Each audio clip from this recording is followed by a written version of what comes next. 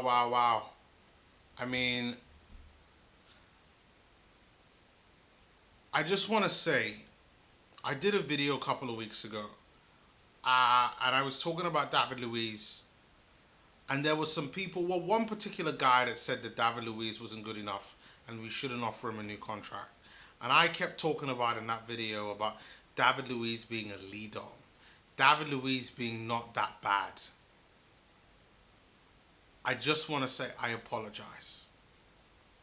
I was wrong, and I was stupid to ever think that David Luiz is good enough for Arsenal, or that could do a job in some type of way for Arsenal. Because it's not. David Luiz today, absolutely shocking. We have an injury in defense with Pablo Mari. He comes on. You thought, okay, David Luiz, creative element at the back, ping a ball here and there, add a bit of creative element. I thought, okay. Just at the time when we're 0-0. What does he do? First goal, I do have to say, there's an argument that could be an accident. And to be honest, if I want to be completely objective, that could be an accident. We'll put it down as an accident. The second goal is the epitome.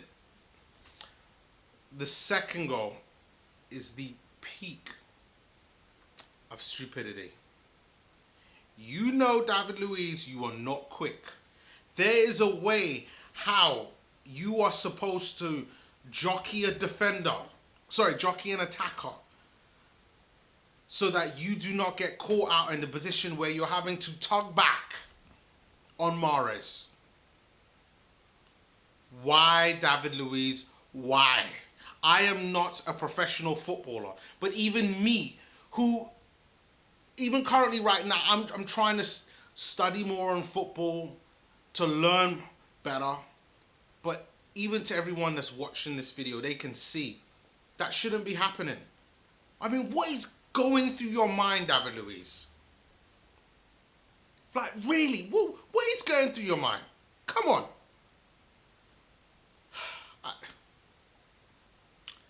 David Luiz, goodbye. I could go and rant, but I'm not. Just goodbye. So long. Thank you for the memories. Just goodbye. I just want to put it down to that. Second of all, I do need to say this. Even though David Luiz in this game was shocking, and I mean shocking, we got beat by a side that was just way better. They were in a whole nother league to us. And I'll prove it. So, it's bloody hot in here. But in this game, these are the stats. And I know some of you might not be stats, but boy, the stats don't lie in this game when it comes to 90 minutes. 67.6% possession by Man City. 20 shots, 12 on target, 3 goals. Compared to Arsenal's 32.4%. Those are typical. Every time City goes up against a side that they beat, that's what they do. 60-40 or 70-30. 3 shots, 0 on target, no goals.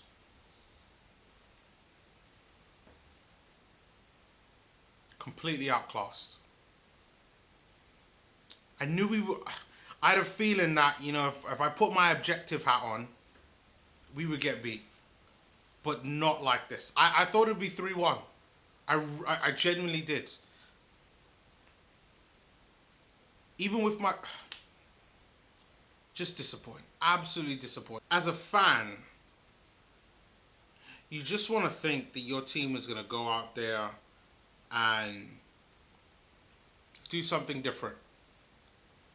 You look at the starting 11, Nketiah's up front, Aubameyang, Saka on the wings, with Guendouzi, Xhaka, and Willock in midfield.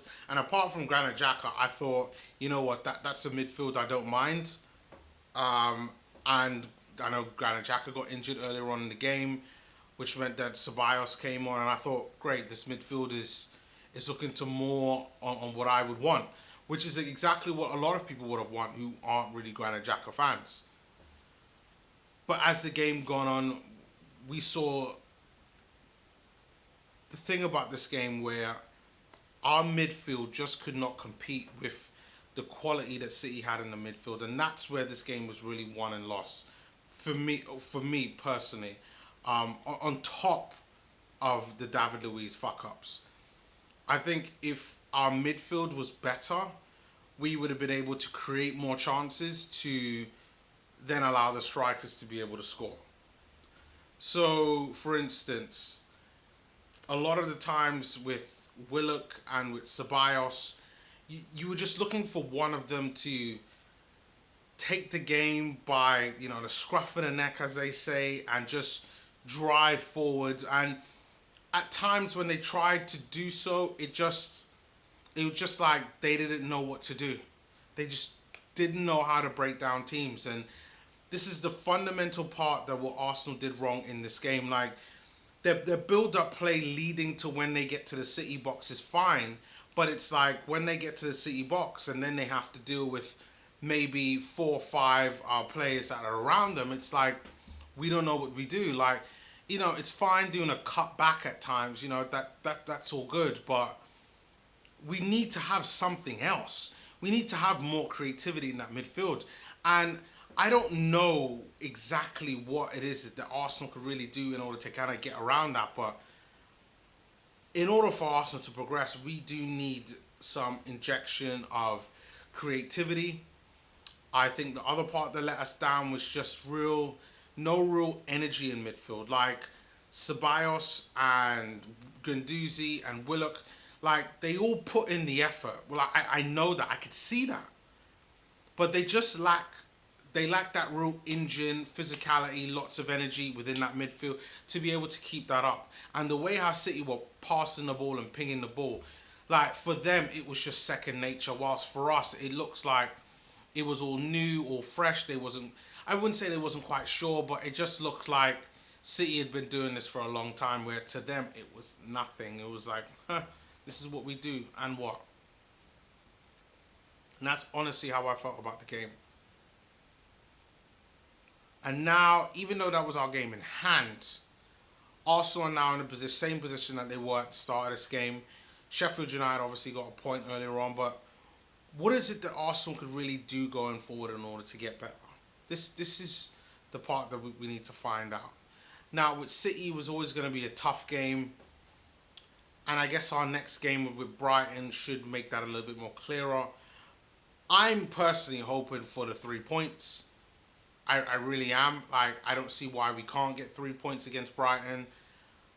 But that's a game that's like a must-win game now. I mean, I thought maybe we might be able to scrape a point, but City were playing just absolutely majestic in this game. Like, you could tell they wasn't at the same City as like I know them to be, which is frightening.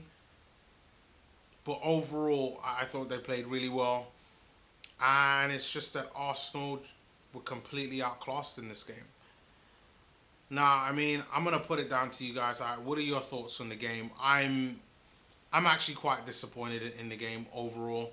I expected more, and it's probably the reason why I'm not as excited as I typically am when I do these videos. And I want my team to get better, but we can't keep having David Luiz fuck-ups in these types of games. We need to be able to create more, and we need some work in the transfer window. We really do. But we've got to get our act sorted soon, and I mean very soon.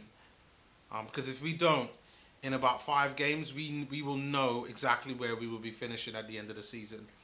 And right now, it's not even looking like it's going to be Europa League football. So guys, leave your comments below on your thoughts on the game. I do actually want to hear what you guys have to say. I have my opinions and my thoughts. So leave them below, and I will see you all next time.